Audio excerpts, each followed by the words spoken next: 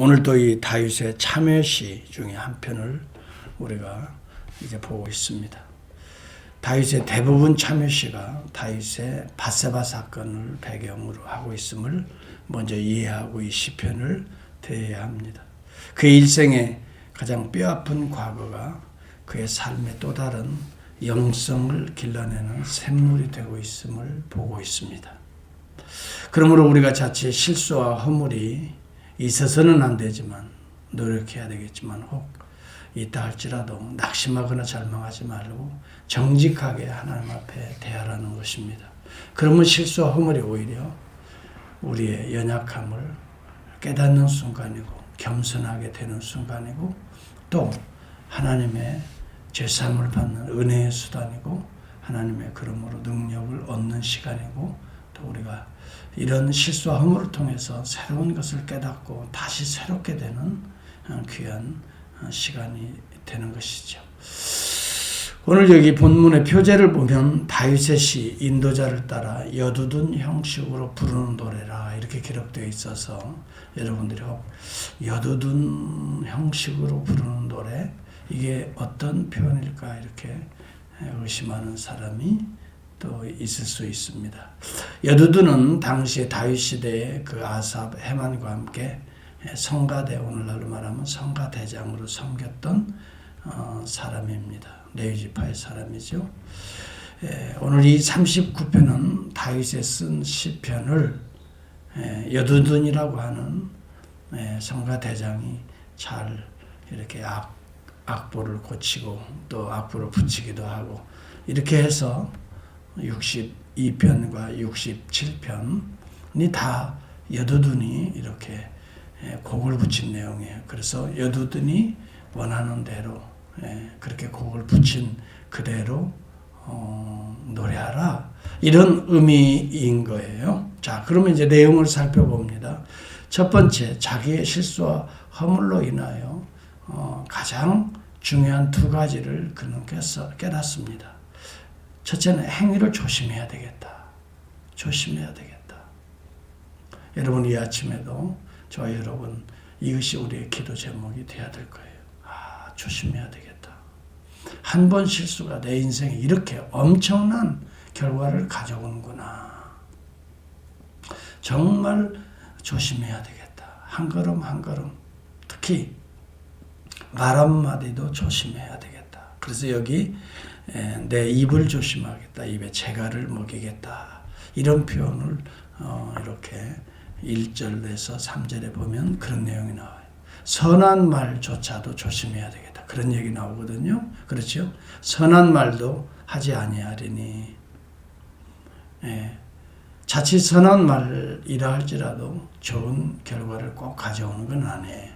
그 상황과 그때 형편에 따라서 말은 맞는 말인데 감정을 때로는 상하게 할 수도 있고 또 어깃장나는 아니면 정죄하고 판단하는 것으로 오해돼서 관계를 오히려 멀리하게 할 수도 있기 때문에 선한 말조차도 우리가 잘 시기를 잘 보고 또 정말 우리의 마음이 또 상대방의 마음이 이렇게 열려졌을 때 따뜻해졌을 때에 좋은 말을 통해서 서로가 뭐라고 할까요? 성장해가는 과정이 되는 것이 좋지요. 자기의 감정이 난 상태에서 옳은 말이라고 하다 보면 그것이 자칫 옳은 말은 옳은 말이지만 말 자체는 옳지만 그러나 우리의 마음이 거기에 또 우리의 감정이 실리고 있기 때문에 말은 옳은데 우리에게 자칫 오해를 불러일으키고 상처를 줄 수가 있다는 거예요. 그래서 우리가 다윗의 일생을 통해서 그런 이 두 가지를 결심하는 거예요. 하나는 행위를 조심해야 된다. 그 중에 입술을 조심해야 되겠다. 재갈을 먹이겠다. 여러분 재갈이라고 하는 것은 말이나 소의 그 입 쪽을 이렇게 쇠나 가죽으로 또 목하고 해서 묶지 않습니까? 그래서 주인이 손을 잡고 움직이는 거예요. 만약 그걸 그대로 놔두면 말이나 소가 제멋대로 움직이기 때문에 그럴 때마다 이걸 잡아당김으로써 말이나 소가 함부로 행동하지 못하도록 본능을 이렇게 조절하도록 하는 것이 제갈이죠. 우리도 우리의 입술을 그대로 두면 좋은 말도 하겠지만 대부분 보면 불평, 원망, 또 짜증, 또 남의 일 이야기하기 좋아하잖아요. 또 그러다 보면 판단하는 거 좋아하고 말하다 보면 또 정죄하기가 쉽고 마치 자기는 다 오르는 것처럼 또 자기 자신에게는 합리화나 교만의 말을 쏟아놓기가 쉽습니다. 그래서 우리는 조심해야 될 것이 우리의 행위, 특별히 말입니다. 언어입니다. 오늘 이 아침에 다윗이 이렇게 자기 인생에서 가장 중요한 부분을 이렇게 다루고 있습니다. 행위를 조심해야 되겠다. 특별히 언어를 조심해야 되겠다. 그리고 그는 하나님을 향하여서만 입을 열겠다. 그렇게 말합니다. 사람들에게는 침묵이 금이다. Silence is golden이라는 말이 있어요. 침묵이 금이다. 때때는 말을 많이 함으로써 오히려 관계나 어떤 상황을 악화시킬 때도 있거든요. 때로는 우리에게 침묵이 필요합니다. 말을 많이 하는 것보다 진실한 말을 한마디라도 우리가 또 정직한 언어를 사용하려고 훈련해야 되고요. 또 가급적 침묵도 하나의 언어거든요. 침묵할 때 자신에게는 하는 이야기가 있어요. 말 조심해라. 쉽게 판단하지 말라. 판단이 정죄가 된다. 마치 너는 다 잘한 것처럼 생각하는가? 교만이다. 너 그 말은 허세다. 침묵하면서 그 하고자 했던 말의 의미들을 자기 자신에게 하는 거고 또 하나님 앞에 하는 거죠. 그래서 침묵은 금이 될 수 있어요. 자기 자신을 오히려 이렇게 성숙한 과정으로 만들어가기 때문에 여러분 우리가 말에 실수가 없으면 온전한 사람이라고 야고보서 3장은 말합니다. 거기도 동일하게 그런 얘기, 그 입에 재갈을 먹여 온몸을 어거하며, 이건 율법이 아니라 경건한 자의 삶의 특징을 말해주고 있어요. 우리가 예수 믿고 막 살아도 된다가 절대 아닙니다. 예수를 믿으면 예수님을 닮아 경건으로 들어가는 삶이 시작되는 거거든요. 그래서 여러분 어느 분은 유보적 성화론을 주장하지만 그렇지는 않아요. 성화가 왜 칭의가 유보되었다. 행동이 옳은 사람에게만 칭의가 임하고 의롭게 되고 그렇지 않은 사람은 마지막에는 불의하게 될 것이다. 유보적 칭화론을 요즘에 주장하는 사람들이 있는데 그건 아니에요. 이미 부족하고 연약하지만 하나님의 은혜로 선택, 하나님의 예정과 선택으로 이루어진 것이라면 이것은 유보적일 수가 없어요. 계속 더 거룩해질 수밖에 없어요. 정말 예수 믿는 사람들이요, 구원받은 사람들은요, 똑같아, 옛날이나 지금이나 똑같아, 그런 얘기 할 수 있을지 모르지만 아니에요. 그럼 우리가 볼 때 때로는 옛날의 습성이 나타나기 때문에 이제 그런 소리 하지만, 그러나 하나님 볼 때는 달라지고 있는 거예요. 거룩해져 가고 있어요. 좀 더 깊이 생각해 보면 옛날하고는 많이 다르구나 느껴질 거예요. 여러분 우리가 하나님의 부르심을 받을 때 가장 중요한 것은 입술의 훈련입니다. 이사야 선지자도 하나님 앞에 부르심을 받고 선지자로서 부르심을 받을 때 가장 먼저 그가 기도 중에 환상을 보는데 자기의 입술이 너무 부정했던 것을 깨닫게 되는 거예요.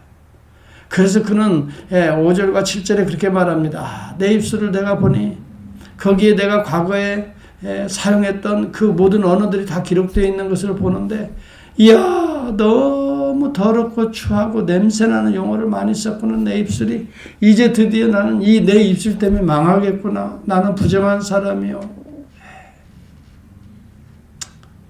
그랬을 때 하나님 앞에 회개하면서 막 기도하는데 하늘의 천사가 제단에 핀 숯을 가지고 가서 그 입술을 대서 입술에 더러운 것을 싹 태워버리고 있는 장면을 보는 거예요.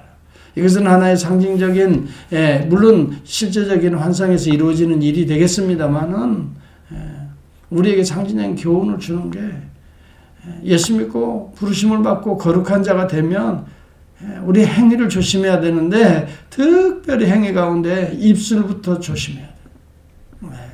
말하는 거. 여러분, 말을 아름다운 언어를 하는 사람들을 사귀라, 그런 말이 있어요. 말을 이쁘게 하는 사람을 사귀라. 여러분, 말을 이쁘게 한다는 건 그 사람의 인격이 이쁘다는 거고, 또 그 사람이 생각이 이쁘다는 걸 말이죠. 우리의 심령은 말에서 나타난단 말이죠. 그래서 여러분, 말이라고 하는 것은 항상 많이 할 생각을 하지 말고 이쁘게, 아름답게, 이 말은 거룩하게. 거듭난 사람이라면 예수님이 말하는 것처럼 말하고, 주님이 주시는 능력으로 행하는 것처럼 행하라. 베드로 사도도 그런 얘기 하잖아요. 그래서 여러분, 다윗은 자기 행위를 조심하는데 특별히 입술을 조심해야 되겠다. 그러면서 자기 자신의 행위를 잘 살펴보는데, 나는 연약한 존재이구나. 하나님 앞에 기도할 때, 오늘 참여하면서 생각할 때 자신이 얼마나 연약한 존재인가를 깨닫고 고백하는 게 4절에서 5절이에요. 나의 종말과 연한이 언제까지인지 알게 하사 내가 나의 연약함을 알게 하소서. 나를 한 뼘 길이같이 되게 하시며, 그렇게 말합니다.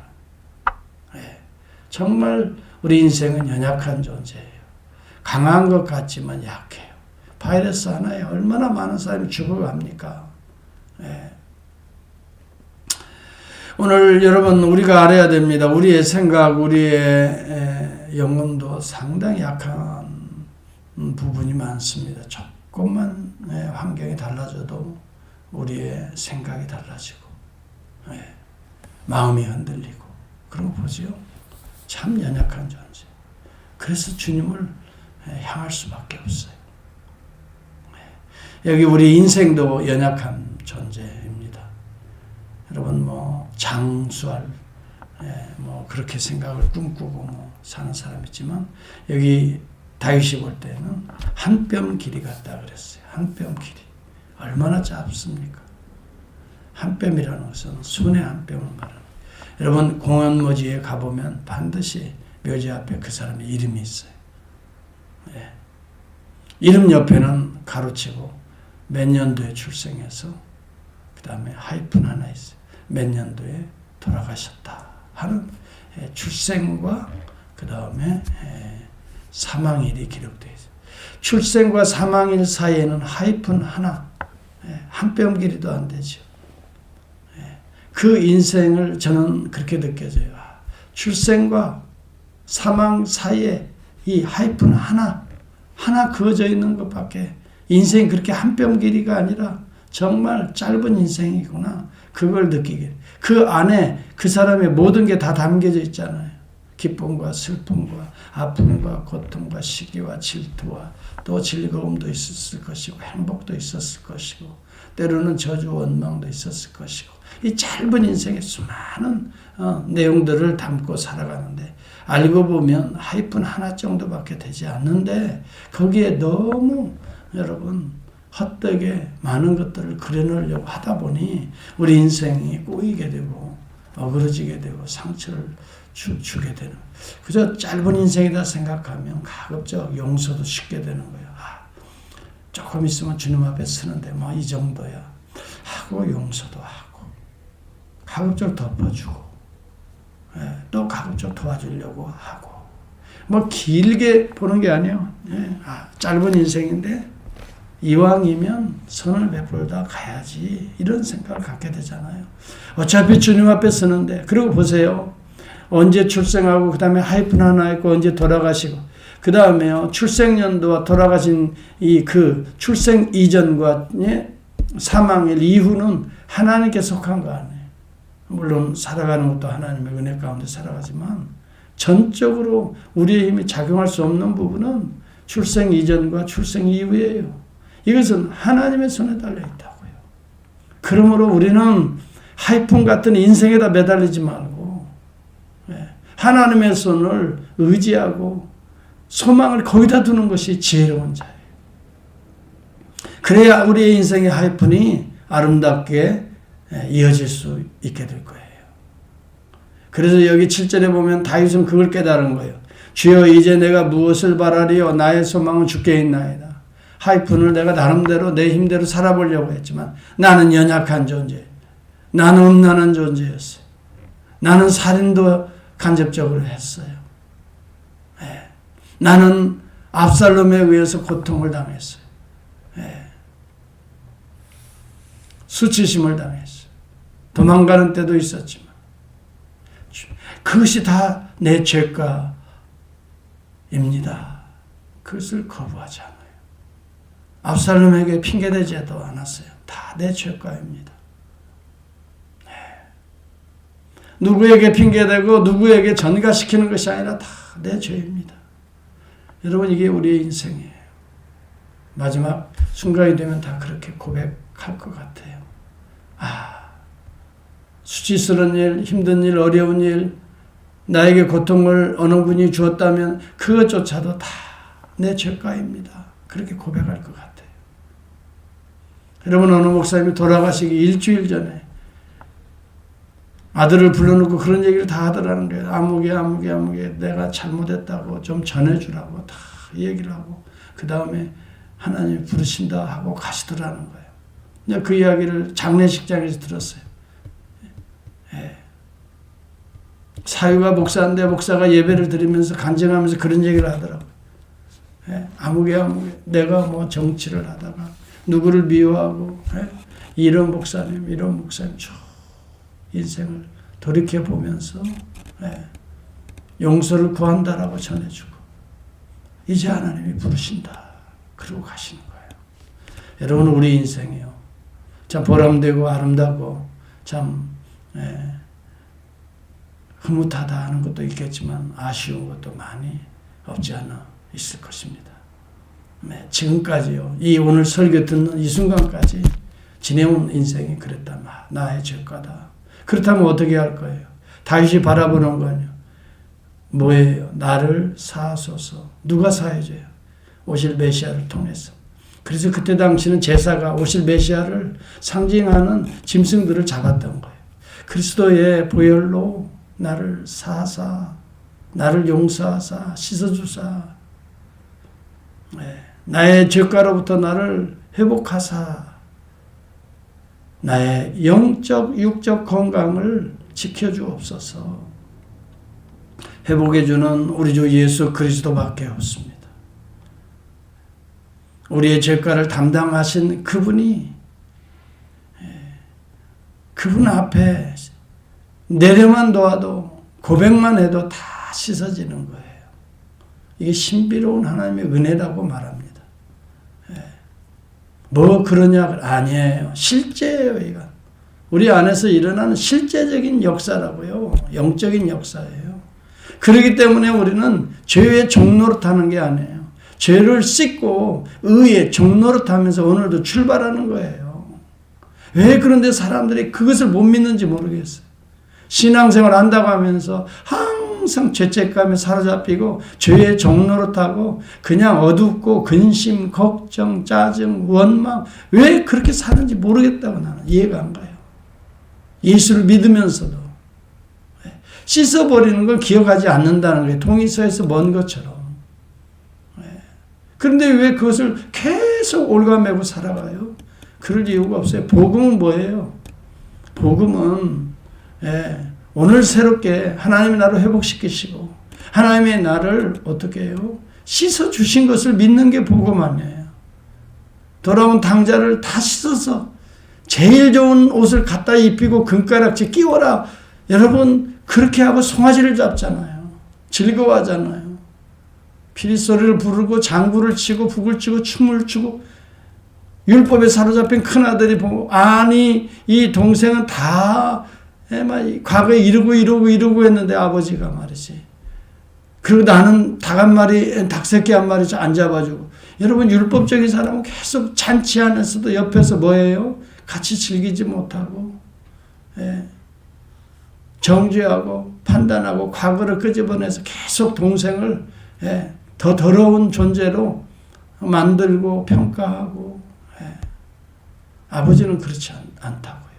다 씻어주고 와락 껴안고 금가락지 제일 좋은 옷을 입히고 소와 양을 잡고 잔치를 벌이는데 여러분 우리가 복음적으로 진짜 복음을 이해하고 산다면 우리는 우울하게 살 필요는 없어요. 환경이 어렵지요. 힘들지요. 그러나 우리의 마음은 오히려 주 안에서 기뻐하고 즐거워하고 샬롬 평안을 누리면서 사는 게 이게 복음의 삶이에요. 그래서 저는 복음을 이해하고 나서부터는 이걸 전하지 않을 수가 없어요. 매 설교 때마다 그렇게 내 자신에서 적용함과 동시에 이 복음은 모든 인류를 구원하고 새롭게 하는, 그래서 우리가 새로워지는 거야. 맞다. 여러분 과거에 얽매인 사람들 보세요. 여전히 죄 가운데 묶여있는 사람들 뭐가 새로워요? 계속 힘들지요. 왜? 죄라는 것이 과거만 지었나요? 지금은 안 짓나요? 내일은 안 지을 것 같아요? 계속 그렇기 때문에 소망이 없는 거예요. 그렇지만 복음을 믿는 사람은 소망은 주께 있다. 내가 혹 실수와 허물이 있었다 할지라도 주님이 용서하시고 혹 앞으로도 그런 것이 있다 할지라도 우리 주님이 다시 이렇게 세우실 거예요. 다시 나를 새롭게 하실 거예요. 다시 정결하게 하실 거예요. 이것이 성화라는 거예요. 그래서 점점 그러면서 새로워지는 거예요. 업앤다운이 있는 것 같지만 궁극적으로 보면 점점 새로워져 가고 있는 거예요. 이것이 복음이 주는 위대성입니다. 오늘 저와 여러분이 때때로 여러분 우리의 실수와 허물 때문에 거기에 묶여 있거나 열등의식에 사로잡혀 있지 말고 이것은 복음 안에서 얼마든지 다 씻어버릴 수 있는 거거든요. 우리의 부족과 허물, 과거의 모든 삶 이제부터 중요하잖아요. 이제 남은 생에는 복음과 함께 즐거워할 수 있기를 바라고요. 행복할 수 있기를 바라고요. 환경이 우리를 행복하게 만드는 게 아니라 환경은 여전히 어렵고 우리를 미혹하고 우리 가운데 도전이 오겠지만 그래도 우리 안에는 주님이 계시잖아요. 주의 성령이 계시잖아요. 성령이 우리의 연약함을 도우시나니 그랬잖아요. 우리가 기도할 바도 때로는 알지 못하나 성령이 말할 수 없는 탄식으로 우리를 위하여 간구한다고 그랬잖아요. 하나님을 사랑하는 자, 곧 그 뜻대로 부르심을 입은 자들에게는 모든 것이 합력하여 선을 이루신다고 약속하잖아요. 누가 그리스도의 사랑에서 끊으리요? 끊을 자 아무리 피조물이라 할지라도 그리스도의 사랑에서 끊을 자 없다라고 했잖아요. 여러분 이것이 좀 의심스러우면 오늘 로마서 8장을 열어보시고 1절에서부터 마지막 32절까지 아예 달달달달 외워보세요. 계속 이해가 갈 때까지 묵상해 보세요. 여러분 인생이 달라질 것입니다.